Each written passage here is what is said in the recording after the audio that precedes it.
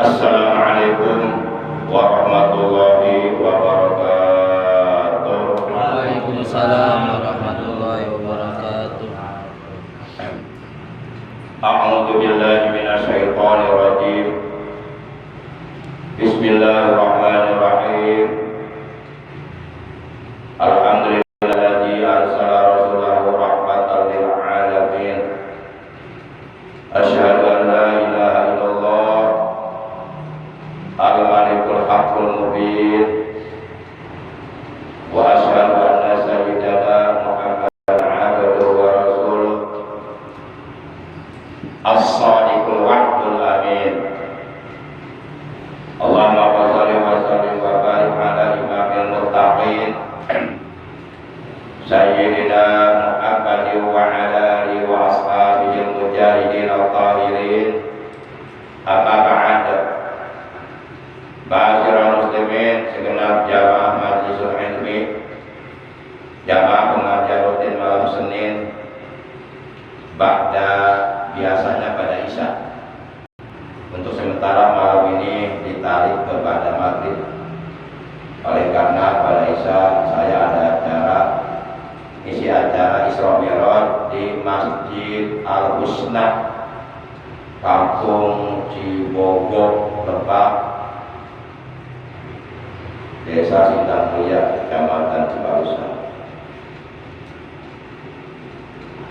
Biasanya pengajian kita dilaksanakan malam Senin, untuk sementara malam ini ditarik pada maghrib. Para jamaah yang dimuliakan oleh Allah Subhanahu wa taala, yang pertama dan yang paling pertama, kita panjatkan puja dan puji syukur kepada Allah Subhanahu wa taala. Salawat dan salam semoga tetap dilimpahkan selalu atas panutan kita yang mulia, baginda tercinta, ikutan kita, suri tauladan yang paling baik untuk kita contoh, kita tiru, kita ikuti akhlak dan ibadahnya, juga ajarannya, yaitu ajaran Islam. Juga keluarga beliau, para sahabat beliau, dan seluruh pengikut beliau yang tetap setia kepada beliau, yang tetap cinta kepada beliau. Semoga kelak dari jamaah kita semuanya, juga keluarga kita dan saudara kita semuanya mendapatkan syafaat terutama dari beliau. Amin ya Allah ya rabbal alamin. Ma'asyiral muslimin rahimakumullah wa hadakumullah wa hafizakumullah. Kita awali pengajian rutin kita pada malam ini, malam Senin memasuki malam tanggal 7 di bulan Sya'ban tahun 1444 Hijriah, bertepatan dengan tanggal 26 Februari tahun 2023 Masehi. Kita awali dengan pembacaan umul kitab suratul Fatihah dan dengan pembacaan shalawat atas Nabi kita tercinta, yang pahalanya dari kedua bacaan tersebut kita hadiahkan untuk seluruh ahli kubur keluarga kita, terutama untuk kedua orang tua kita, para sesepuh kita, kakek nenek kita, guru-guru kita, paman bibi kita, kakak adik kita, anak cucu kita, dan saudara-saudara kita. Sekaligus kita berdoa kepada Allah Subhanahu wa taala azza wa jalla, semoga dengan barokah karomah mujizat kemuliaan dan keagungan dari surah Al-Fatihah dan barokah ibadah selawat atas subhanahu Allah, kita dan keluarga kita, juga saudara kita yang masih hidup, semoga Allah selalu dianugerahi sehat walafiat, zahir maupun batin, dengan kesehatan yang barokah, dijauhkan dari berbagai macam penyakit, dari hal-hal yang buruk. Dan apabila ada yang sedang sakit, semoga Allah lepas disembuhkan dari sakitnya, diberikan kesehatan yang barokah untuk beribadah kepada Allah secara istiqomah. Dan kita doakan pula anak-anak kita, cucu-cucu kita, ponakan-ponakan kita yang saat ini sedang dalam keadaan menuntut ilmu di pondok pesantren ataupun di lembaga pendidikan Islam. Kita doakan semoga mereka oleh Allah dikaruniai umur yang panjang yang barokah, selalu disehatkan, diafiatkan dari batinnya, dimudahkan dalam mencari ilmu agama, diberikan ilmu yang bermanfaat, dan serta hidayah yang barokah, jadi anak yang sudah salihah, berguna bagi agama, bangsa dan negara. Ditilkan ya Tuhan. A'udzu billahi minasyaitonir rajim. Bismillahirrahmanirrahim. لله رب العالمين الرحمن الرحيم مالك يوم الدين إياك نعبد وإياك نستعين اهدنا الصراط المستقيم صراط الذين أنعمت عليهم غير المغضوب عليهم ولا الضالين رب اغفر لنا آمين صلاة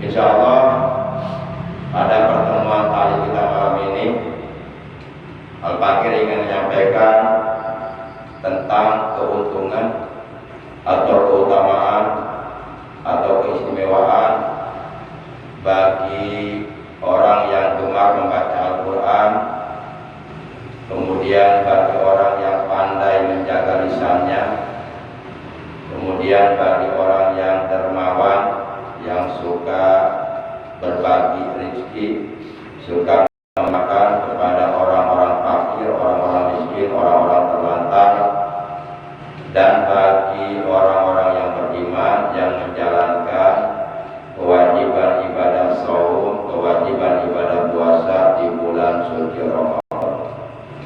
Insyaallah pembahasan tentang materi ini akan kita akhiri sampai tiba waktu sholat isya. Para jamaah yang dimuliakan oleh Allah Subhanahu wa taala, bahwa orang yang gemar membaca Al-Quran dan orang yang pandai menjaga lisannya, menjaga lidahnya, menjaga ucapannya dari perkataan-perkataan keji, dari perkataan-perkataan kotor, dari perkataan-perkataan tercela,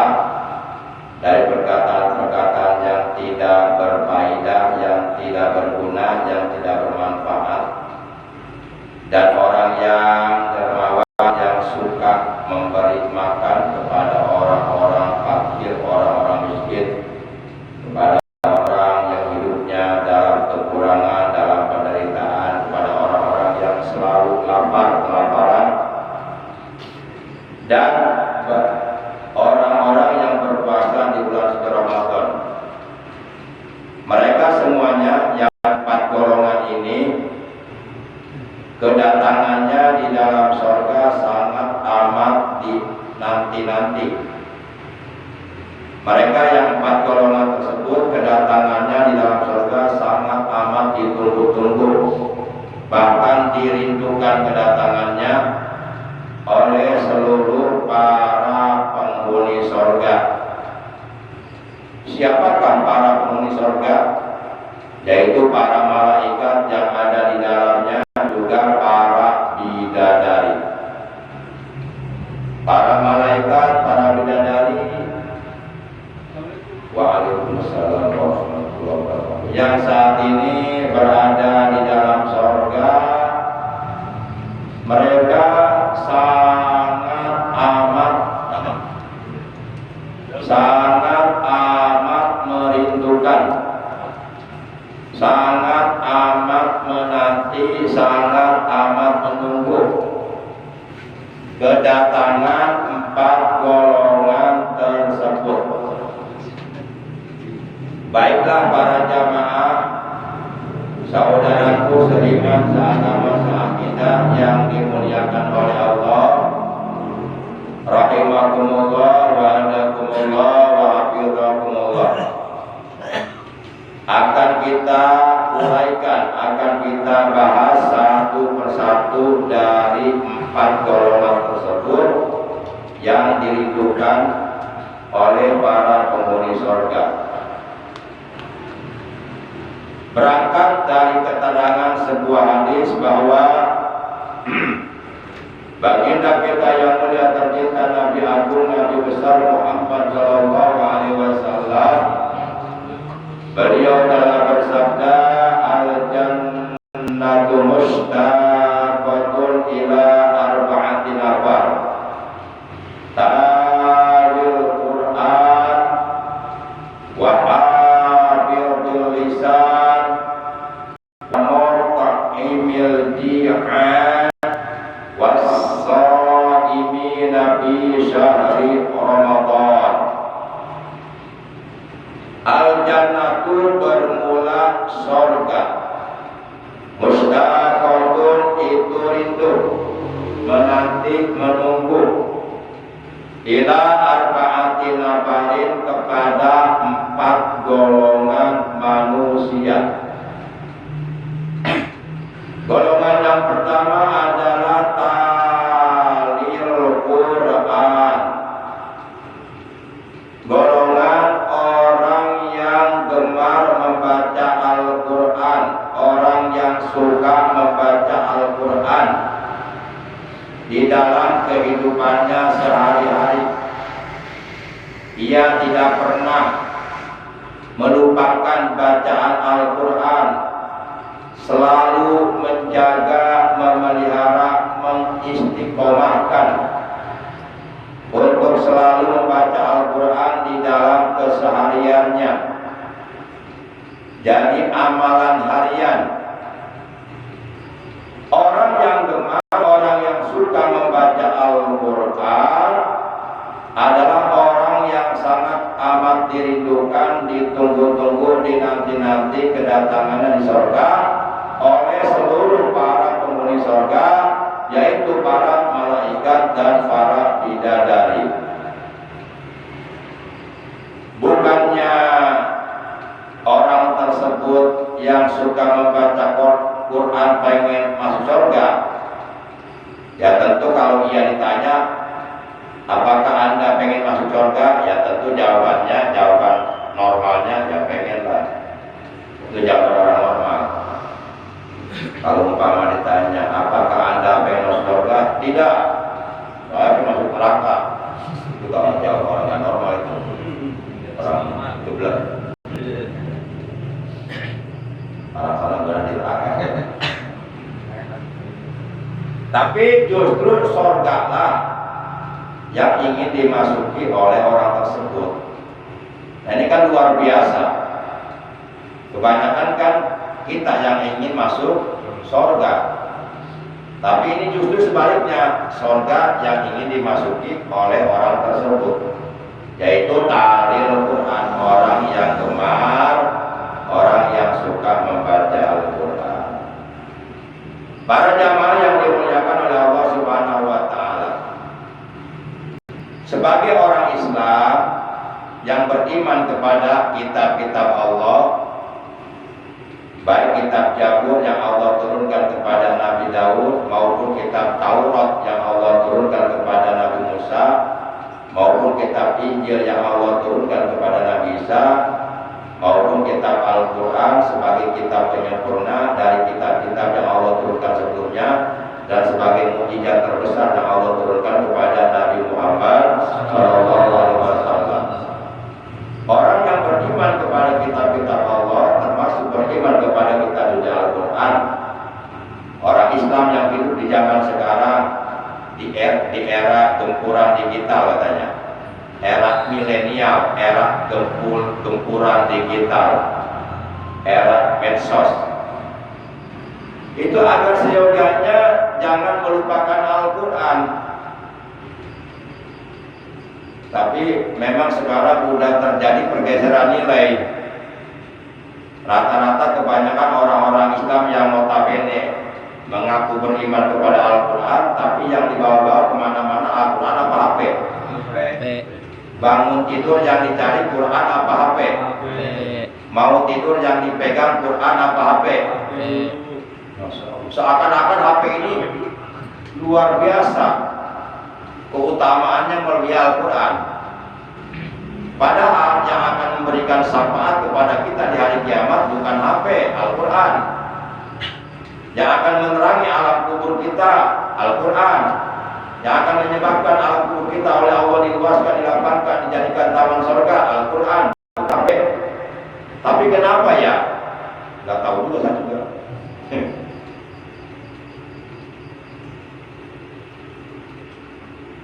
Orang Islam yang mengaku beriman kepada Al-Quran akan tetapi tidak pernah mau membaca Al-Quran, artinya tidak pernah keluar dari kerongkongannya, dari tenggorokannya barang sedikit pun daripada Al-Quran. Orang yang seperti ini diibaratkan seperti rumah yang kosong. Biasa kalau rumah dikosongkan bertahun-tahun, lama-kelamaan rusak tidak? Rusak, ujung-ujungnya ambruk. Biasanya rumah kalau dikosongkan bertahun-tahun, kira-kira penghuninya siapa? Ya, yang jelas penghuninya selain manusia, yaitu makhluk halus, bisa jin, bisa syaiton, bisa dedemit, bisa gondoruo, bisa kuntilanak, bisa apa lagi ya? Banyak kan? Emang ada jurik? Hah? Nggak ada. Emang jurik ada? Kalau jawab ada, emang pernah ketemu?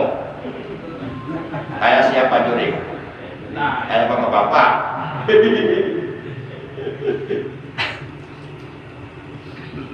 Ya jurik bahasa kita, kalau bahasa Quran syaiton. Ada syaiton. Wa ma khalaqul jinna wal insa illa liya'budun. Ada lagi Rabbi a'udzubika min hamadatis syayatin wa a'udzubika Rabbi ayat. Guru itu Al-Quran. Jin itu ada, syaiton itu ada. Cuma kita nyebutnya jurik.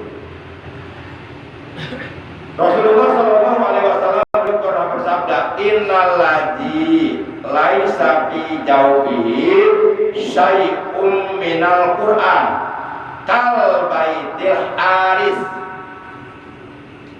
Sesungguhnya orang yang tidak pernah keluar dari rongga mulutnya, tidak pernah keluar dari kerongkongannya, dari tenggorokannya barang sedikit pun daripada ayat-ayat Al-Quran, maka orang yang seperti seperti ini diibaratkan seperti sebuah rumah yang kosong. Jadi sangat amat rawan dari pengaruh-pengaruh jahat, dari bisikan-bisikan syaitan, sangat amat rawan dari kemasukan makhluk-makhluk halus, baik itu dari golongan jin maupun dari golongan syaitan.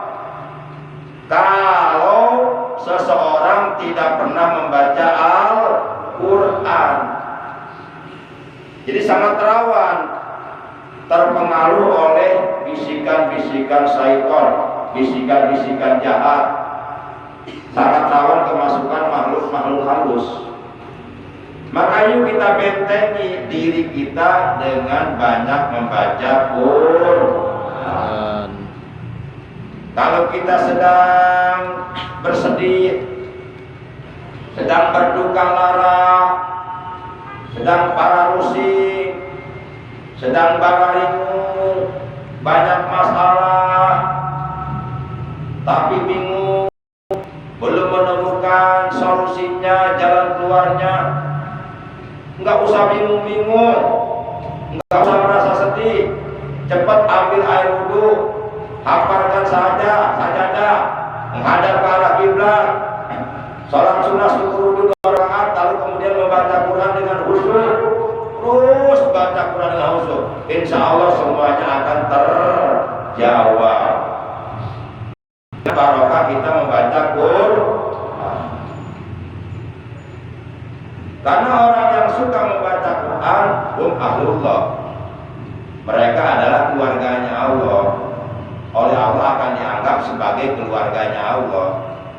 Kalau seorang hamba Allah oleh Allah sudah dianggap sebagai keluarganya, tentu Allah tidak akan membiarkan hambanya dalam keadaan susah. Para jamaah yang dimuliakan oleh Allah Subhanahu wa taala, Rasulullah juga bersabda dalam hadis yang lainnya, nawiru buyutakum bitilawatil Quran, terangilah rumah-rumah kalian dengan bacaan Al-Quran. Juga beliau bersabda dalam hadis riwayat yang lainnya, aksiru min tilawatil Quran fi buyutikum, perbanyaklah oleh kalian membaca Al-Quran di rumah-rumah kalian. Jadi kita oleh Rasulullah diperintah agar kita banyak membaca Al-Quran di rumah-rumah kita, agar kita menerangi rumah-rumah kita dengan bacaan Al-Quran. Karena apabila kita membaca Quran di rumah kita, maka akan turun rahmat Allah. Ketika turun rahmat Allah ke dalam rumah kita, maka akan menjadi ketenangan, ketentraman bagi para penghuni rumah tersebut. Para jamaah yang dimuliakan oleh Allah Subhanahu wa taala, soal membaca Quran itu secara global dibagi ke dalam 2 bagian. Yang pertama, ada orang membaca Quran tidak tahu maknanya, tidak tahu artinya, enggak paham isinya. Nah, orang yang seperti ini, kalau kita membaca Quran tidak tahu maknanya, tidak tahu artinya, tidak paham isinya, tidak ngerti mana kandungannya, maka yang seperti ini disebut qiraatul Quran, membaca Quran. Ada lagi orang yang membaca Quran dengan mengetahui maknanya, dengan mengetahui artinya, dengan memahami isinya, dengan memahami, mengerti isi kandungannya, bahkan tafsirnya. Membaca Quran dengan mengetahui maknanya itu disebut tilawatul Quran. Jadi ada 2 istilah. Ada istilah qiraatul Quran, ada istilah tilawatul Quran. Kedua istilah tersebut mengandung arti sama-sama mengandung arti membaca Quran, namun terdapat perbedaan. Kalau qiraatul Quran, membaca Quran dengan tidak mengetahui maknanya, atau artinya atau isinya. Sedangkan tilawatul Quran sebaliknya, membaca Quran dengan mengetahui maknanya. Tentu yang paling afdol adalah tilawatul Quran. Umpama ada dua orang sama-sama membaca Quran, bahkan surah Al-Quran yang dibaca oleh kedua orang tersebut juga sama. Misal sama-sama membaca surah Al-Baqarah, tapi yang satu dia enggak tahu maknanya, enggak tahu artinya, enggak ngerti isinya. Yang satu lagi mengetahui artinya, maknanya, memahami isi kandungannya, bahkan mengetahui tafsirnya. Maka yang akan mendapatkan pahala lebih besar dari tersebut adalah yang kedua, yang baca Quran mengetahui isinya. Atau contoh lain, misal si A baca Quran dapat 1 juz, sedangkan si B baca Quran cuma dapat 1 surat. Suratnya surat pendek, yaitu surah Qul Hu Al-Ikhlas. Tapi si B mengetahui maknanya yang terkandung dalam surat Al-Ikhlas. Sementara si A baca Quran dapat 1 juz tapi tidak tahu artinya, tidak memahami isinya, tidak mengerti akan kandungannya. Maka pahalanya masih besar si B, walaupun hanya 4 ayat.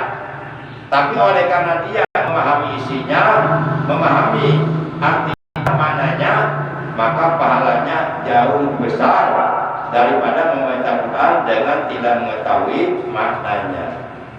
Tapi tetap dua-duanya dapat pahala. Makanya kata Nabi dalam hadis, afdalu ibadati ummati tilawatul Quran. Dalam hadis ini Rasulullah tidak menggunakan kalimat qiraatul Quran, tapi menggunakan kalimat tilawatul Quran, tilawah Al-Quran. Afdalu ibadati ummati, ibadah umatku yang paling afdal, yang paling utama, yang paling istimewa, yang paling disukai oleh Allah, yang hukumnya sunnah, yang dilakukan dengan lisan adalah tilawatul Quran, membaca Al-Quran dengan memahami isinya. Para jamaah yang dimuliakan oleh Allah Subhanahu wa taala, dan membaca Al-Quran ini termasuk salah satu dari 4 macam amalan yang apabila kita dawamkan, kita istiqomahkan, kita mulajamahkan, kita kontinukan, dapat menyebabkan nanti alam kubur kita oleh Allah akan diluaskan, dilapangkan, diterangkan, dijadikan raudhah min riyadhil jannah. Alam kubur kita oleh Allah akan dijadikan taman daripada taman-taman surga, dan kita oleh Allah akan diselamatkan dari azab kubur dan akan mendapatkan nikmat kubur dengan sebab barokah kita di alam dunia suka membaca Quran. Terlebih-lebih nanti di bulan suci Ramadan, bulan diturunkannya kitab suci Al-Quran. Ramaikan musola-musola, ramaikan masjid-masjid, ramaikan majlis taklim, pesantren-pesantren dengan bacaan Al-Quran di bulan suci Ramadan. Diterangkan di dalam kitab Tanbihul Ghafilin, man arada ayat 2 bil qabri fa'alai ayyulazima arba'ata asya'a wa yajtaniba arba'ata asya'a fa'amal arba'atul lati yulazimuha wa muhafadzatus salawat wa qira'atul Qur'an wa shadaqah wa kasratut tasbih wa amal arba'atul lati yajtanibuha al-ghibtu wal ghibatu wan namimatu wal baul. Fa'ulai dan seterusnya.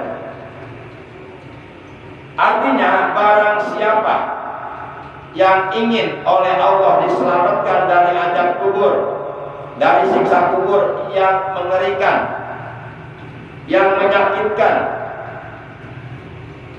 fa'alaihi ayyulazima arba'ata asya'a wa yajtaniba arba'ata asya'a, maka hendaknya lah orang tersebut membiasakan mengistighfar 4 perkara dan menjauhi 4 perkara. Fa'amal arba'atul lati yulajumuha, maka adapun 4 perkara yang seyogianya dimulajamakan, dibiasakan, didawamkan, diistiqomahkan adalah: pertama, menjaga sholat 5 waktu. Jangan sampai dilalaikan, jangan sampai diabaikan, jangan sampai disepelekan, jangan sampai ditinggalkan. Menjaga kewajiban sholat 5 waktu harus benar-benar dijaga, diutamakan dari pekerjaan-pekerjaan yang lainnya, yaitu sholat subuh, zuhur, asar, maghrib, isya. Sebagaimana firman Allah dalam Al-Quran, hafizu ala sholati ala sholawati wa sholatil wusta. Hafizu ala sholawati, jagalah sholat-sholat ya, yang telah diperintahkan oleh Allah. Itu yang pertama. Yang kedua, wa qiraatul Quran, membiasakan untuk selalu membaca Al-Quran. Yang ketiga, wasodaqah, membiasakan untuk selalu bersedekah di jalan Allah.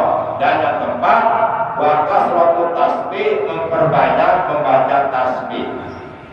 Di antaranya tasbih yang paling disukai oleh Allah adalah tasbih al-baqiyatus sholihat yang berbunyi subhanallah walhamdulillah wala ilaha illallah wallahu akbar wala haula wala quwwata illa billahil aliyyil azim. Udah isap belum? Udah. Oh udah. Iya. Ini Udah kan lewat 4 menit. Ya udah.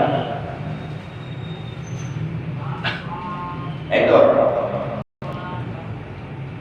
Jadi 4 perkara tersebut kalau kita biasakan, maka insya Allah, niscaya Allah akan menyelamatkan kita dari azab kubur. Alam kubur kita nanti oleh Allah akan dilapangkan, diluaskan, dijadikan taman daripada taman-taman surga. Yang pertama, menjaga kewajiban sholat 5 waktu. Yang kedua, membiasakan untuk selalu membaca Quran. Yang ketiga, membiasakan bersedekah walaupun kecil, tapi dibiasakan ngereye. Yang keempat, memperbanyak tasbih. Dan kesimpulan yang kedua, 4 golongan yang dirindukan oleh surga. Yang pertama adalah orang yang gemar membaca Quran. Yang kedua, orang yang pandai menjaga lisannya, menjaga lidahnya, menjaga ucapannya dari perkataan-perkataan yang tercela. Dan yang ketiga adalah orang dermawan yang suka memberi makan kepada orang fakir miskin. Dan yang keempat, wasaimin fi syahr Ramadan, orang-orang yang beriman yang menjalankan kewajiban puasa di bulan suci Ramadan selama 1 bulan penuh atas dasar iman dan ikhlas semata-mata karena Allah. Dan di malam harinya mereka bertarawih selama 1 bulan penuh. Maka 4 golongan tersebut sangat amat dirindukan kedatangannya di dalam surga oleh para penghuni surga. Mudah-mudahan kita termasuk salah satu dari 4 golongan tersebut. Amin ya Allah ya Rabbal alamin. Akhirnya mari kita tutup tadi kita malam ini dengan ucapan hamdalah. Alhamdulillahirabbil alamin. Subhanakallahumma wa bihamdika asyhadu an la ilaha illa anta wahdaka la syarika laka astaghfiruka wa atubu ilaik. Rabbana ja'alna mimman nafi'a ya rabbana atina fid dunya hasanah wa qina